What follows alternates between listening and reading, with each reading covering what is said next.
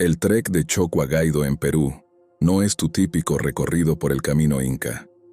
Es una ruta más tranquila y menos conocida que lleva a un conjunto impresionante de ruinas incas enterradas en el bosque nuboso. No está ni cerca de ser tan desarrollado como Machu Picchu o el Salcantay. Hay menos hostales, menos puntos de control y, en general, mucha menos gente. Y en cierto modo, ese es el atractivo, pura naturaleza y casi un aislamiento total. Pero también significa que cuando las cosas salen mal, de verdad salen mal. La primera noche, después de un día agotador de curvas interminables y de una humedad que me empapó hasta los huesos, tuve la suerte de encontrar a un agricultor local que me permitió montar mi carpa en su terreno. Incluso me ofreció agua, un lugar para cocinar y electricidad, un lujo raro en ese camino. Esa tarde me crucé con otros dos excursionistas, un chico y una chica de unos veintitantos, ambos claramente viajeros experimentados. Me contaron que se habían conocido mientras mochileaban por Bolivia y que decidieron hacer esta ruta juntos. Estaban de buen ánimo, compartiendo comida e historias conmigo mientras cocinábamos y veíamos el sol ponerse detrás de las montañas. Nos acostamos temprano, planeando levantarnos antes del amanecer para cruzar el siguiente paso antes de que el calor se pusiera insoportable. Yo estaba rendido y sentí que habían pasado apenas 30 minutos cuando me despertó un grito desgarrador. Era intenso, inhumano. No era un animal, ni siquiera era dolor. Era terror puro, incontrolable, crudo. Salí de un salto de la carpa, descalzo y medio dormido. El chico de la cena estaba tirado en el suelo, convulsionando en la tierra, vomitando violentamente y gritando con tanta fuerza que casi se ahogaba. La chica lloraba desconsolada, presa del pánico. El agricultor y su familia lo rodeaban con mantas, baldes de agua y lo que parecían remedios caseros. Yo no entendía lo que decían. Mi español no era lo suficientemente bueno. Alcancé a escuchar fragmentos: veneno, picadura, no graido, venom, bite, poison. ¿Comió algo malo? ¿Lo picó algún insecto? Esa zona está infestada de criaturas peligrosas, desde tarántulas hasta escorpiones o avispas cazatarántulas. Y muchos agricultores rocían sus cultivos con pesticidas fuertes para evitarlo. Pero podía haber sido cualquier cosa. Después de quizá media hora de caos, dejó de gritar. Lo llevaron cargado a la casa del agricultor, mientras la chica sollozaba y temblaba siguiendo detrás. La esposa del agricultor me miró y me dijo que volviera a dormir. Lo intenté. Me tumbé en mi carpa el resto de la noche, escuchando los lamentos y gemidos que salían intermitentes desde la casa. Y no paraba de pensar: ¿debería volver? ¿Podría ayudar? ¿Salir corriendo a buscar ayuda? Pero la ayuda estaba a 24 kilómetros cuesta abajo por un sendero de montaña. No me moví. No pude. En algún momento debí quedarme dormido, porque cuando abrí el cierre de la carpa al amanecer, ya no había nadie.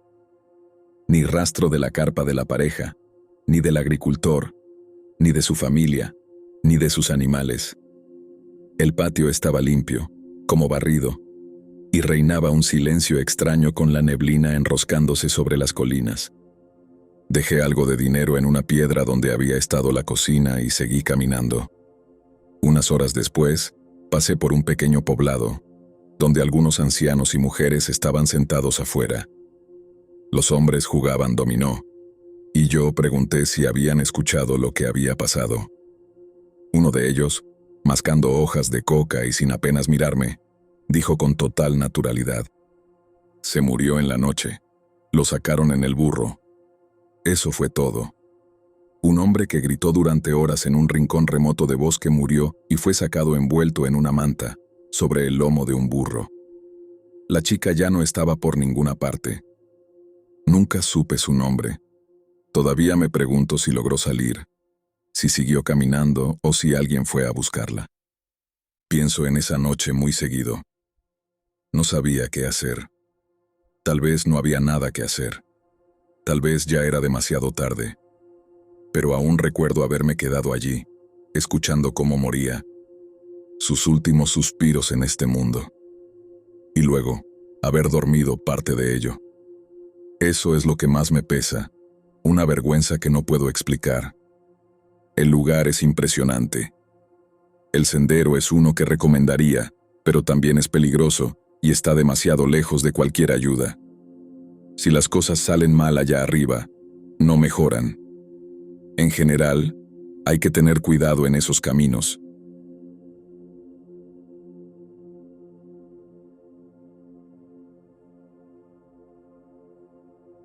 Mi familia hizo un viaje al lago Santander, en Carolina del Norte. Si alguna vez has estado allí, sabes lo impresionante que es. El agua es tranquila, como un espejo, rodeada de bosques y montañas que parecen interminables. La zona está llena de historia nativa americana, y los senderos que se enroscan por las montañas han sido recorridos durante siglos. Una tarde decidimos caminar por uno de esos senderos. El cielo estaba nublado, muy gris, y todo se sentía silencioso y opresivo. No estaba lloviendo, pero tampoco hacía sol. Y por alguna razón, ese día el bosque se sentía un poco menos amistoso. Debería mencionar que no soy la persona más atlética. También tengo asma, así que, cada vez que vamos de excursión, solemos quedarnos atrás del grupo. Ese día no fue diferente. Mis padres, mis hermanos y un par de amigos de la familia iban más adelante, conversando y avanzando a su ritmo habitual, mientras yo mantenía un paso más lento. No estaba muy lejos, pero sí lo suficiente como para que sus voces se desvanecieran en el murmullo general del bosque. Aproximadamente a mitad de la caminata, cuando el sendero comenzó a curvarse alrededor de una loma, escuché la voz de mi hermana. Me llamó por mi nombre completo, no el apodo con el que me llama desde que yo era un bebé, sino mi nombre formal. Y no venía del sendero frente a mí, venía del bosque, a un costado. El sonido me detuvo en seco. No era un tono juguetón ni casual. Sonaba urgente, casi desesperado, como si me necesitara. Y por un instante, mi cuerpo se movió como si estuviera a punto de ir en esa dirección, abrirme paso entre los arbustos y encontrarla. Pero algo en mí se detuvo. Mi hermana no es tonta. Jamás se saldría de un sendero marcado, mucho menos en un bosque desconocido, ni siquiera en una emergencia. Y la voz, cuanto más lo pensaba, más me daba cuenta de que no sonaba exactamente igual. Se parecía. Lo suficiente para hacerme creer que era ella al principio. Pero había algo hueco en ese sonido, como una imitación perfecta a la que le faltaba apenas un toque de humanidad. Mi corazón latía con fuerza cuando alcancé al resto de mi familia. Todos estaban reunidos alrededor de una cascada más adelante, sentados en rocas, tomando fotos y riéndose de algo. Mi hermana estaba allí, sana y tranquila, conversando con mi papá como si hubiera estado allí todo el tiempo. Le pregunté si me había llamado. Ella solo dijo que no, y se encogió de hombros. No se había salido del sendero y no había gritado nada. No dije mucho después de eso, pero no pude quitarme de encima esa sensación en el estómago. Si ese día me hubiera salido del sendero, si hubiera ido tras lo que fuera eso, no creo que hubiera regresado. Nunca he vuelto a ese sendero desde entonces, y sinceramente, no creo que lo haga. No sé qué me llamó por mi nombre en ese bosque, pero no era mi hermana. Si alguien aquí conoce el folclore de los Apalaches, especialmente algo relacionado con voces o imitaciones, me encantaría saber su opinión. Aún no tengo una explicación para lo que pasó, pero aprendí algo. Nunca confíes en el bosque cuando algo dentro de él te llama por tu nombre.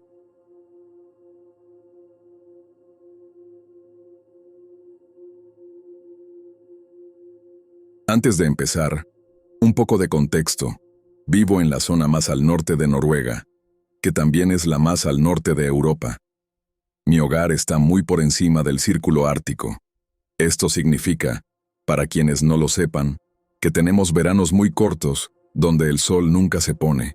y largos inviernos en los que el sol nunca sale.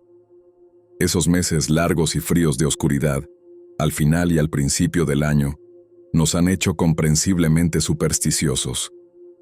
Al crecer, había muchos relatos diseñados para protegernos. Está el Stal, el troll de la montaña que roba a los niños que se alejan demasiado de su hogar. Está el Muing, que no verás, pero podrás escucharlo acechándote, emitiendo el llanto de un bebé. Y el Nok, que espera bajo la superficie de lagos y ríos para ahogar a cualquier nadador desprevenido. Mi historia empieza cuando tenía 16 años. Acababa de sacar mi licencia de caza y mi padre incluso me había comprado una escopeta para mi cumpleaños. Esto era algo grande para mí, porque siempre había acompañado a mi padre en sus viajes de caza desde niño, pero nunca había disparado yo mismo. Mi padre es el estereotipo del noruego del norte. Sabe todo sobre la naturaleza y puede soportar cualquier dificultad o clima, con el mismo sentido del humor macabro e inquebrantable. Una vez, sus dedos quedaron atrapados en una sierra en su trabajo, y la piel de su dedo medio se peló como una cáscara de banana. Él mismo se lo vendió, y siguió trabajando. Ni siquiera pensó en ir al médico hasta que pasaron casi 2 semanas, y el olor de las vendas hizo imposible estar cerca de él. Al final, necesitó un injerto de piel y varias semanas de reposo antes de que su mano volviera a ser mínimamente funcional. Llegó la época del año en que el sol solo está fuera unas pocas horas en la mañana, y mi padre y yo emprendimos el viaje a la cabaña. Esto incluía 1 hora de coche y otra hora de bote. Nuestra cabaña está en una zona remota sin acceso por carretera, así que la única forma de llegar es en ferry. Esto significa que, en cierto modo, siempre sabemos quién anda por ahí, ya que la mayoría de la gente solo se queda los fines de semana, y el ferry solo pasa los viernes y domingos. Dicho esto, nunca hay más que un puñado de personas al mismo tiempo, repartidas en un área más grande que mi pueblo natal. En esta ocasión, sin embargo, solo íbamos mi padre y yo en el ferry ese viernes, así que sabía que estaríamos completamente solos durante el fin de semana. Al llegar a ese pequeño muelle cerca de la cabaña, pude respirar el aire fresco de la naturaleza intacta, algo que siempre ha sido un bálsamo para mi alma. Es como dejar atrás todos los problemas de casa porque, allí, son irrelevantes. En la cabaña, lo único que importa es aquello que te mantiene seguro, abrigado y alimentado. Sacamos la moto de nieve que estaba estacionada cerca del muelle y conducimos el corto trayecto hasta la cabaña. Esa noche la pasamos preparando trampas y comida para el día siguiente. Mi padre me contó viejas historias de cuando cazaba en sus tiempos y compartimos un trago ceremonial de whisky de Malta. Dormí bien esa noche, como siempre que la paz y el silencio de la cabaña me envuelven. Salimos tarde de la cabaña la mañana siguiente, porque nos dejamos llevar por la calma de un desayuno sin obligaciones. Esto resultó ser un error. La clave es salir temprano para aprovechar al máximo la luz solar. Lo sabíamos, pero a veces uno simplemente quiere sentarse, desayunar tranquilo y ver un poco de televisión matutina. Cuando llegamos al Labú, imagina una versión invernal de un tipi que habíamos montado ese verano junto a un lago, ahora congelado. Mi padre decidió que ese día se lo tomaría con calma y encendería el Labú para que, cuando yo volviera de la montaña, me esperaran comida y bebida calientes. Yo ya había pasado mucho tiempo solo por la zona, así que caminar por la montaña no me preocupaba. Todavía hoy no me molesta. Así que empecé a subir la montaña que dominaba el lago. Era difícil por la nieve profunda y porque no había llevado mis esquís. En vez de eso, opté por usar unas viejas raquetas de nieve que colgaban en la cabaña. Eso me hizo tardar mucho más en llegar al punto donde esperaba encontrar urogallos. Según mis experiencias previas, esa era un área donde solían estar. Después de mucho esfuerzo llegué, pero, a pesar de estar llena de huellas y excrementos, el lugar estaba desierto. Había nevado esa noche y parte de la mañana, así que las huellas debían ser frescas. Sin embargo, no veía ni escuchaba nada. Aceché en el bosque de esa montaña durante 1 hora sin señales de vida. Fue entonces cuando noté el silencio. Es como dicen quienes han pasado por algo similar. Siempre hay ese silencio ensordecedor que precede a algo malo, como si los animales supieran que deben huir. Por primera vez desde niño, me sentí inquieto estando solo allí. Pero por supuesto, no iba a volver con las manos vacías ante mi padre. Seguí adelante. Mientras caminaba, escuchando atentamente cualquier sonido que delatara vida, me sorprendía lo fuerte que sonaban mis propios pasos. En ese momento yo era un chico alto pero delgado, unos 70 kilos, 154 libras. Aunque caminaba lo más lento y controlado posible, la incomodidad crecía cada vez más. Decidí tomar un descanso rápido para recuperar la calma. Volví a un claro que daba al lago. Mis pasos parecieron aligerarse y me sentí más relajado. Me senté en una roca, comí un trozo de chocolate que había traído y dejé que el sol me diera en la cara, burlándome de mí mismo por haberme asustado por nada. Fue entonces cuando escuché pasos que venían de la dirección de donde yo acababa de estar.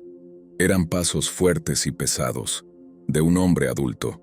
Lo sé porque, como cualquiera te diría, el sonido de un bípedo caminando es muy distinto al de criaturas de 4 patas como alces u osos, especialmente en nieve profunda. Intenté llamar, pensando de inmediato que era mi padre, que habría cambiado de opinión, pero no hubo respuesta. Me quedé sentado en la roca mirando hacia el lugar de donde venían los pasos, mientras se hacían cada vez más fuertes. Varias veces grité y no recibí respuesta. Sintiéndome de nuevo inquieto, saqué mi teléfono para llamar a mi padre. En la pantalla tenía un mensaje no leído de él, recibido 3 minutos antes. El café y el almuerzo están listos.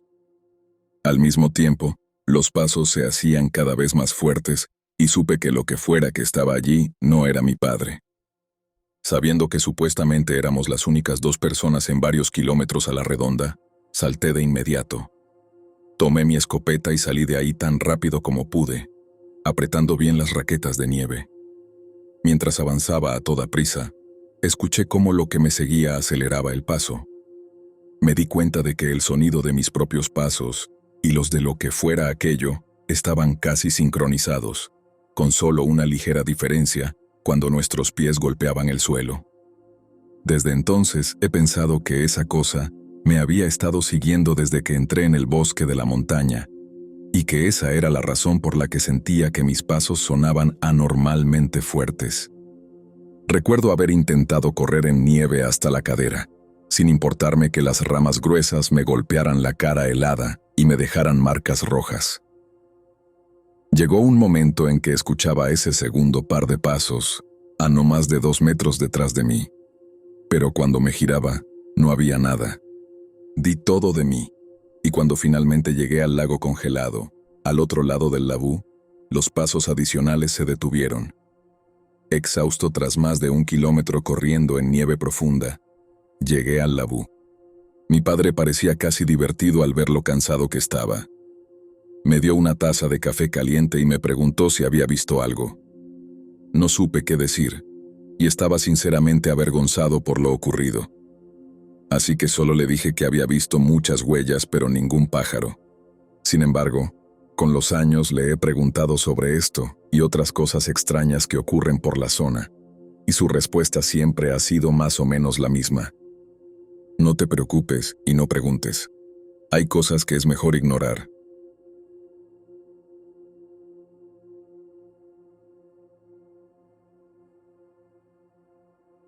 Hice una caminata de 1 semana en solitario por la zona montañosa del norte del Parque Nacional Yosemite el verano pasado.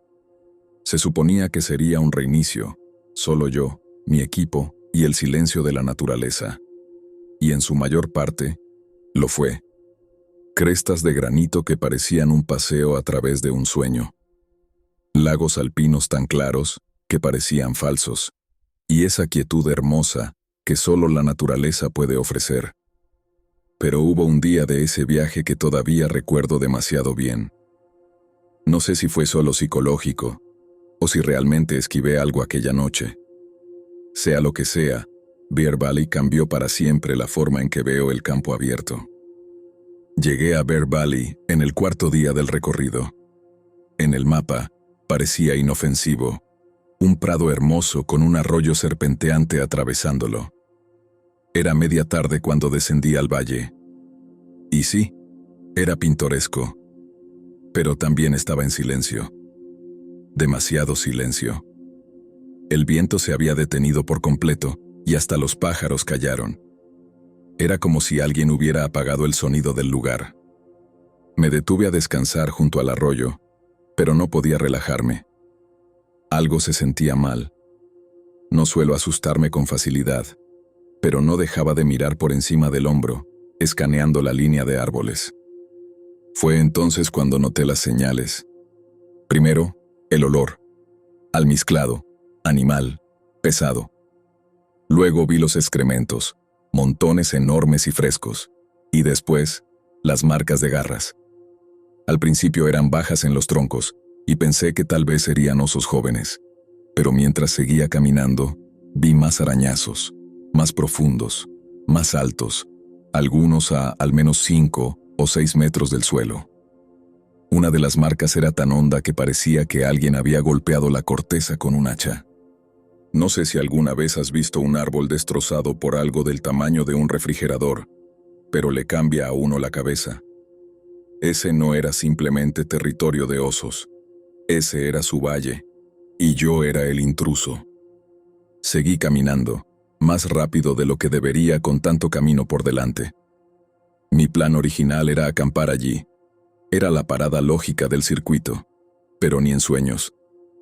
Cada vez que me detenía a revisar el mapa o a beber agua, juraba que oía algo moverse detrás de mí. Una rama que crujía. Un roce bajo que se detenía cuando yo me detenía. Sentía como si todo el valle me estuviera observando. Seguí hasta bien entrada la noche. Cada sombra parecía viva. Las piernas me ardían, el estómago vacío. No había comido casi nada ese día, tratando de racionar mis últimas comidas. Y no había visto a otra persona en 2 días. Terminé haciendo casi 30 kilómetros esa jornada. Cuando por fin salí del valle y encontré un lugar donde acampar, temblaba de hambre y agotamiento. Ni siquiera armé la carpa. Solo me metí en mi saco bajo un grupo de árboles y recé para que nada me hubiera seguido. Al final del viaje, había perdido 9 kilos. Mi familia pensó que estaba enfermo cuando me vio. Jamás olvidaré Bear Valley. No por lo que vi, sino por lo que no vi. Porque lo que vive en ese valle no quiere ser visto. Y tampoco quiere que estés allí.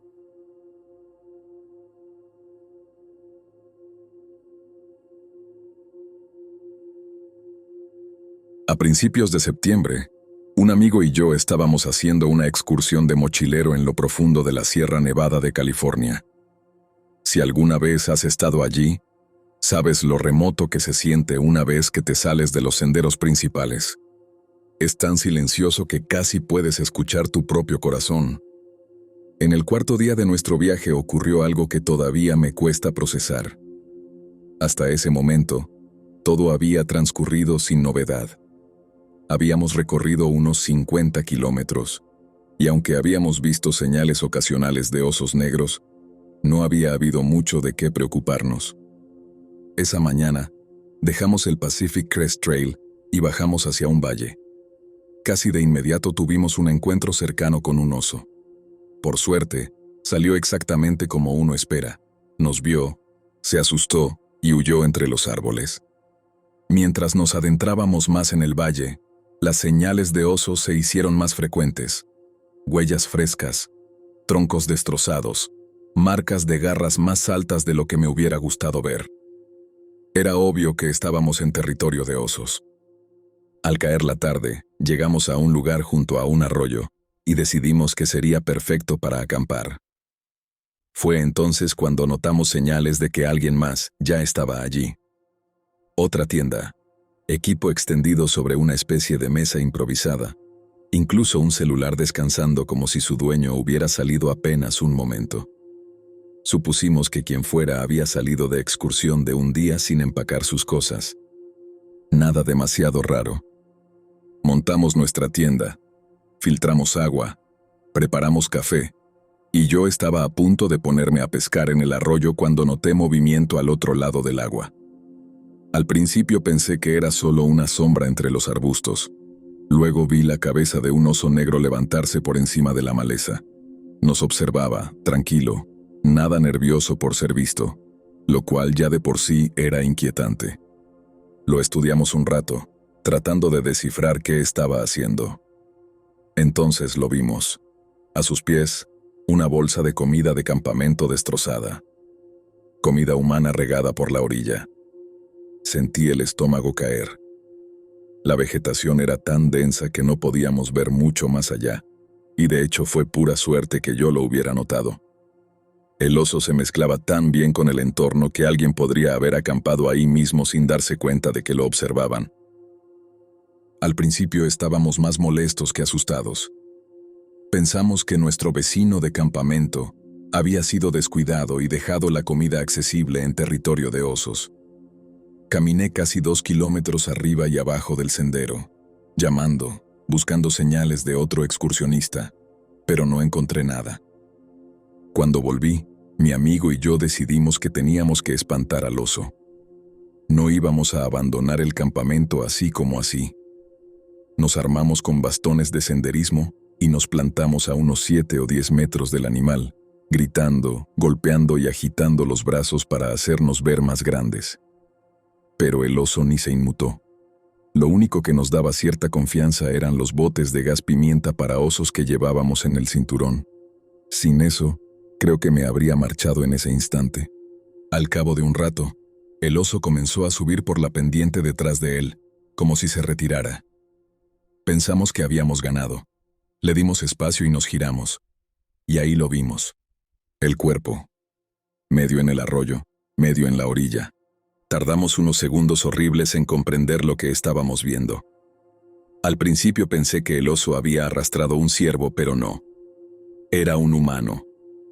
El oso debía haber intentado subir al cadáver por la pendiente, y el cuerpo se deslizó y rodó de nuevo hasta quedar a la vista. No puedo describir el escalofrío que me recorrió. Una cosa es pensar que los osos son peligrosos.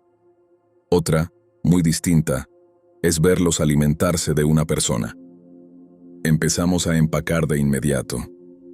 Nos tomó quizá media hora, y todo ese tiempo uno de nosotros tenía que mantener los ojos fijos en el oso.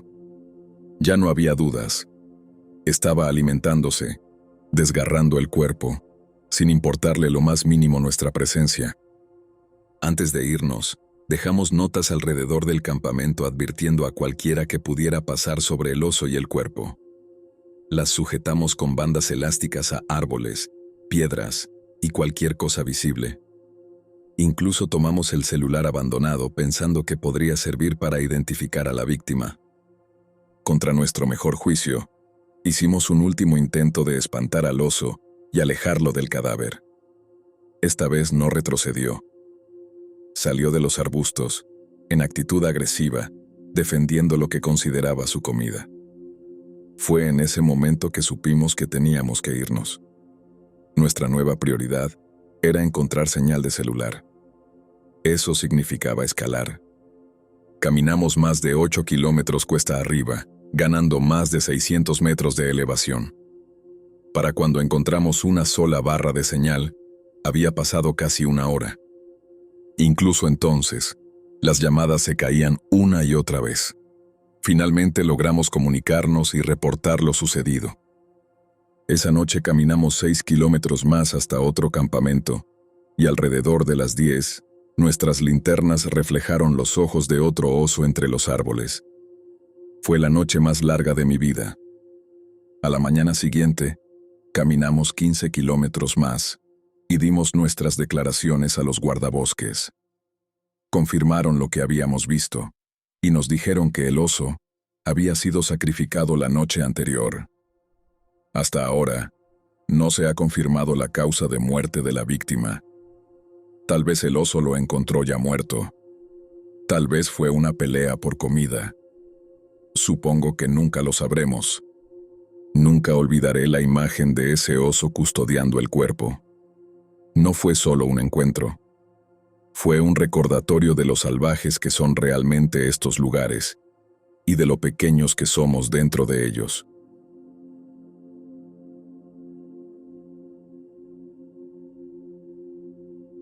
He tenido algunos sustos serios en la naturaleza. Lo suficientes para aprender que el bosque no tiene que ser sobrenatural para ponerte los pelos de punta.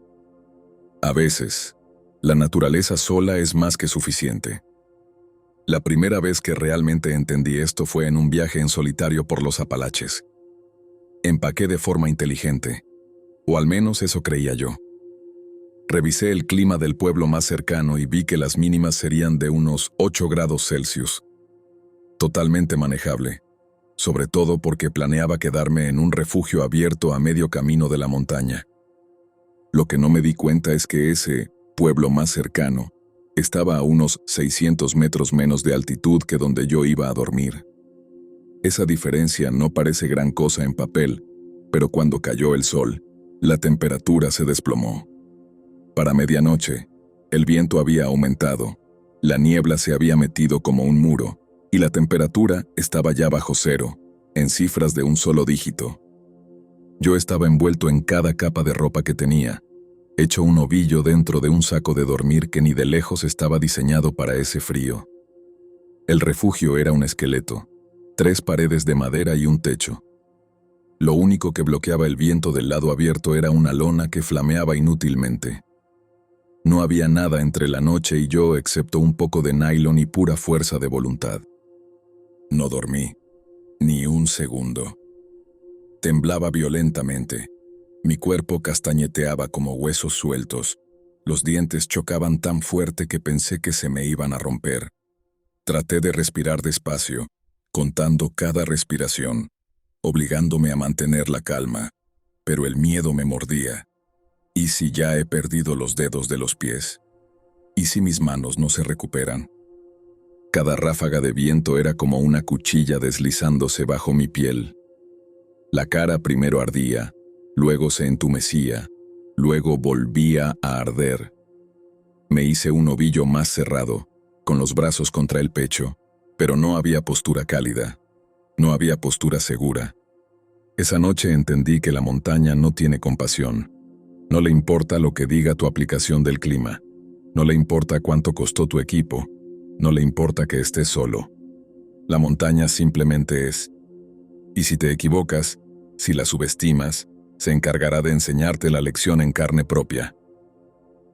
Yo pensaba que esa sería la noche más dura de mi vida, cuando casi me convierto en un polo humano, cuando de verdad creí que el sol de la mañana no me encontraría vivo.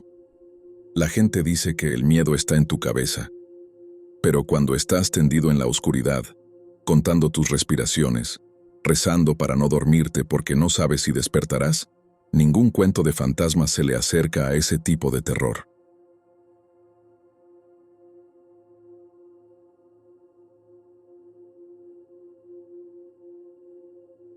Estaba en un viaje de mochilero de una semana por las montañas Wallowa, en el este de Oregón, guiando a un grupo de estudiantes de secundaria por algunos de los terrenos más impresionantes e implacables que he visto. Lagos alpinos, praderas de flores silvestres y crestas afiladas como cuchillas que te hacían sentir como si el mundo se hubiera hundido bajo tus botas. Habíamos tenido una semana increíble, cielos despejados, ningún accidente, e incluso los chicos se llevaban bien, lo cual es raro después de tantos días sin ducharse. Pero en el último día, el sendero subía por una cresta empinada con nada más que una pendiente de esquisto suelto y raíces delgadas de pino entre nosotros, y una caída de al menos 20 metros hacia la cuenca boscosa abajo. Íbamos en fila india, avanzando despacio. Una de las campistas, una chica tímida llamada Lily, se acercó un poco demasiado al borde. Tal vez estaba mirando el lago abajo. O quizá se le resbaló el pie. No lo vi pasar. Solo escuché un grito y pensé que se había ido. Hasta que dejé caer mi mochila y me lancé hacia el borde. y la vi aferrada a un enredo de raíces bajo el sendero, con las piernas colgando en el aire. Sus brazos estaban extendidos, temblando, y me miró con esos ojos salvajes, abiertos y congelados, demasiado asustada como para siquiera llorar. Agarré sus muñecas, planté los pies y grité pidiendo ayuda. Un par de los chicos mayores detrás de mí dejaron caer sus bastones y sujetaron mi mochila como una cadena. La grava cedía bajo mis botas, y podía sentir toda la cornisa moverse bajo nuestro peso combinado. Mis pantorrillas ardían, pero Lily no dijo ni una palabra, solo se aferraba. Y entonces, centímetro a centímetro, la fuimos subiendo. Cuando finalmente estuvo de vuelta en el sendero, se desplomó sobre mis piernas. La sostuve durante un minuto entero antes de que alguno de los dos dijera algo. Ni siquiera tenía un rasguño, solo estaba temblando. Pero pudo haber sido mucho peor. 5 segundos más, una ruta menos, y se habría ido. No terminamos el sendero en silencio, pero nadie bromeó tampoco. Esa cresta nos dejó algo a todos ese día. Más tarde, ese mismo día, nos comunicamos por radio y un equipo de rescate nos esperaba en el inicio del sendero, solo para asegurarse de que nadie estuviera en shock o herido. Dijeron que habíamos tenido suerte. Ese tramo del sendero ya había cobrado víctimas antes, incluso entre excursionistas experimentados. Así que sí, Oregón es hermoso. Sus paredes son mágicas. Pero esas montañas no se preocupan por tu edad ni por tu estado físico. Si te descuidas, puedes ser atrapado.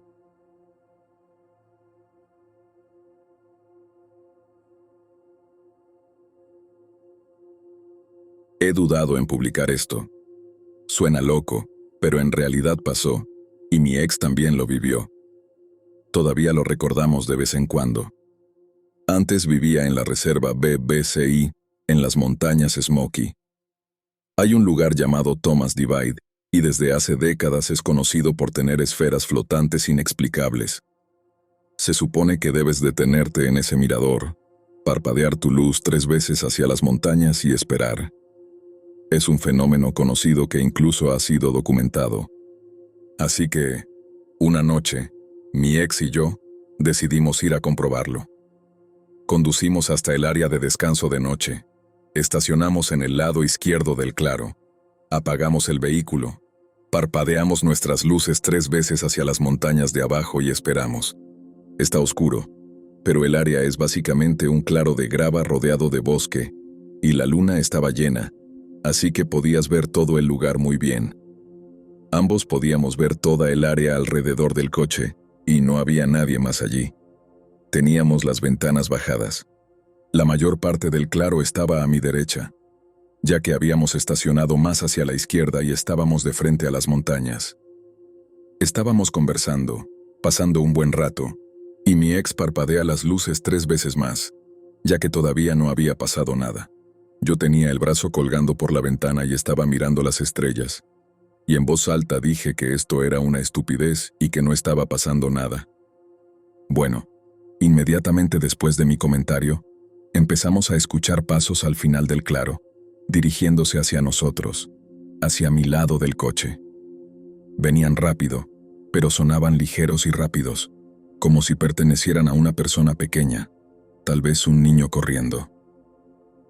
Yo soy escéptica por naturaleza, y pensé que debía haber una explicación. La luz de la luna era bastante brillante, así que podía ver todo, pero no veía nada corriendo hacia mí. Solo podía escuchar el crujir de la grava y el sonido de los pasos. Me incliné más por la ventana, forzando la vista para ver qué podía estar viniendo hacia nosotros, porque obviamente debía haber una explicación, y yo quería ver qué era. Los pasos llegaron justo hasta la puerta de mi coche, y algo golpeó físicamente mi puerta.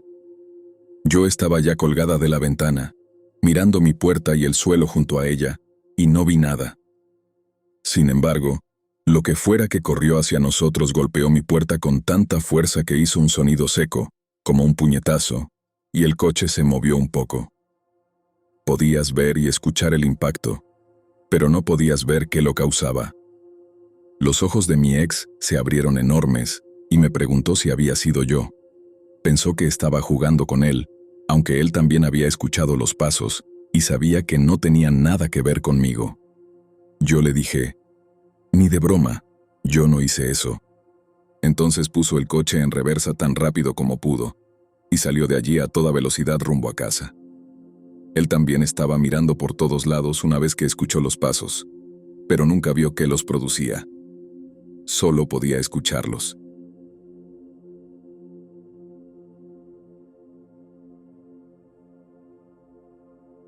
Cuando tenía 14 años, mi hermano me llevó a una excursión de fin de semana por las montañas Cajuta. Yo nunca había hecho más que caminatas de un solo día cerca de la base del Sendero de los Apalaches, así que esta era mi primera experiencia real en la naturaleza profunda. Mi hermano y sus amigos eran veteranos del sendero. Habían recorrido todo el Appalachian Trail y sabían todos los trucos: cómo empacar ligero, cómo leer el terreno y, sobre todo, cómo guardar la comida por la noche. Usaban bolsas herméticas colgadas en lo alto de un árbol, lejos del campamento. Yo, en cambio, metí la mía al fondo del saco de dormir pensando que, como estaba sellada, estaría segura. No quería lidiar con cuerdas ni árboles. Era perezoso e ingenuo. Esa noche descubrí también qué tan estúpido había sido. Todo empezó con un olfateo lento y respiraciones húmedas justo afuera de nuestra tienda. Pensé que sería un mapache, tal vez un zorro. Luego, algo presionó su nariz contra la pared de la tienda a centímetros de mi cara. Fuera lo que fuera, era grande. Podía sentir su aliento a través del delgado nylon. Desperté a mi hermano a manotazos y le señalé la silueta que sobresalía de la tienda. Sin decir palabra, él se incorporó y golpeó el punto con el puño tan fuerte como pudo. Un gruñido bajo y un golpe pesado nos dijeron que lo habíamos espantado, probablemente un oso. Nos quedamos allí temblando, el corazón martillándome en el pecho, pero mi hermano simplemente se dio la vuelta y volvió a dormirse. Yo no pude. Me quedé acostado, los ojos abiertos, esperando escuchar de nuevo el crujido de los pasos. Pero lo que escuché después no era un animal. Eran voces susurrando. Al principio pensé que estaba soñando, pero luego vi sombras moviéndose afuera de la tienda. 2, tal vez 3 personas agachadas. Una de ellas llevaba una linterna roja muy débil, barriendo el suelo lentamente. Era demasiado silencioso para ser excursionistas. No podía entender bien lo que decían, solo fragmentos. ¿Seguro que era esta cresta? Espera a que se duerman. Solo agárralo y vámonos. Empujé a mi hermano otra vez, más fuerte esta vez. Él parpadeó hasta que le susurré: hay gente afuera. Se quedó inmóvil y escuché cómo se le cortaba la respiración. Las sombras se acercaron más, y una de ellas se paró justo afuera de la tienda, a no más de 1,5 metros. La luz roja iluminó nuestras mochilas. Se agachó, y sus dedos tocaron uno de los cierres. Fue entonces cuando mi hermano hizo algo que nunca olvidaré.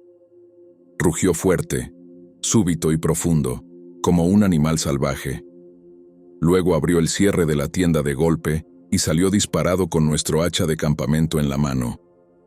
El haz de la linterna se movió bruscamente y el tipo gritó. Un adulto gritó como un niño y salieron corriendo en la oscuridad, rompiendo ramas en su huida. Mi hermano los persiguió un segundo y luego se detuvo. Estaba descalzo, todavía medio dormido, pero funcionó. Se habían ido. Empacamos el campamento en tiempo récord. Nos saltamos el desayuno y solo agarramos nuestro equipo, apagamos el fuego y empezamos a bajar por el sendero. El sol ni siquiera había salido. Más tarde encontramos huellas. No eran botas de montaña, eran zapatillas viejas. Una tenía un agujero en el talón, quizá de arrastrarla. Las seguimos un poco hasta que se desviaron hacia el bosque, hacia ningún sendero que conociéramos. No habían estado allí por el paisaje ni por mi comida. Hasta el día de hoy no sé qué planeaban. ¿Un robo? Algo peor. Sabían que estábamos solos. Quizás solo esperaban a que nos durmiéramos. Lo único que sé es que, si mi hermano no hubiera reaccionado como lo hizo, todo habría sido muy diferente. Ah, y si haces senderismo, cuelga tu comida, pero también mantén algo afilado cerca. Puede que no seas la única cosa allá afuera, y no todo lo que camina en dos piernas es amistoso.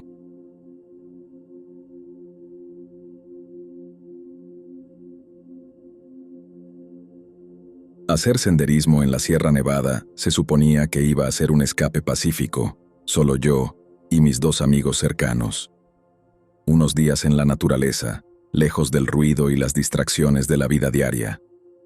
Pero ese viaje me enseñó de primera mano que a las montañas no les importan tus planes. Son salvajes, impredecibles y a veces francamente peligrosas. Pasamos la mayor parte del viaje en lo profundo del campo, navegando por terreno accidentado, filtrando agua de los arroyos y manteniendo un ojo atento a la vida silvestre. Luego decidimos bajar a un campamento más establecido, cerca de una cascada popular, un lugar que se sentía más seguro y civilizado.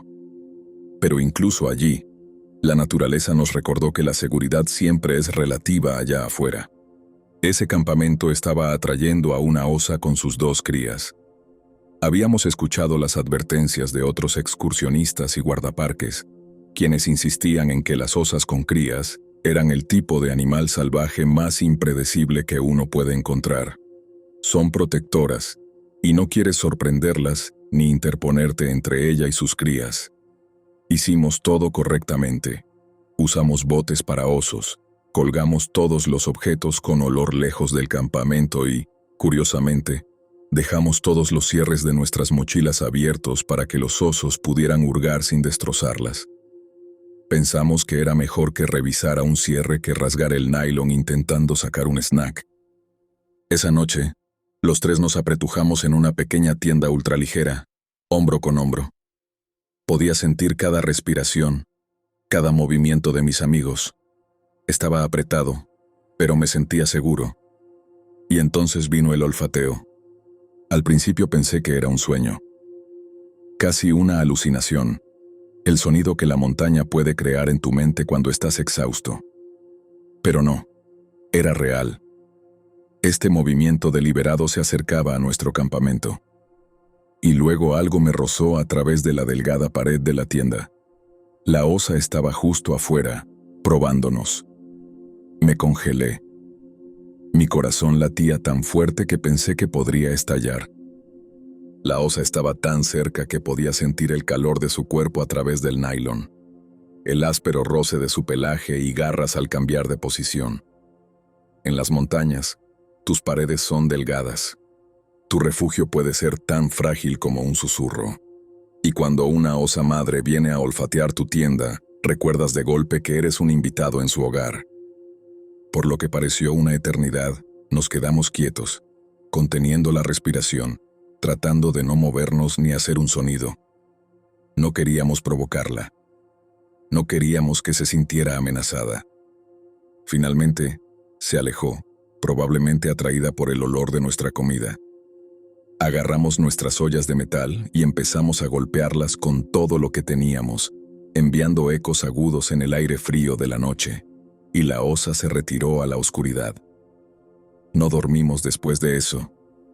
Nos mantuvimos alerta, mirando las sombras más allá de la tienda y escuchando cada crujido de una rama o susurro de una hoja.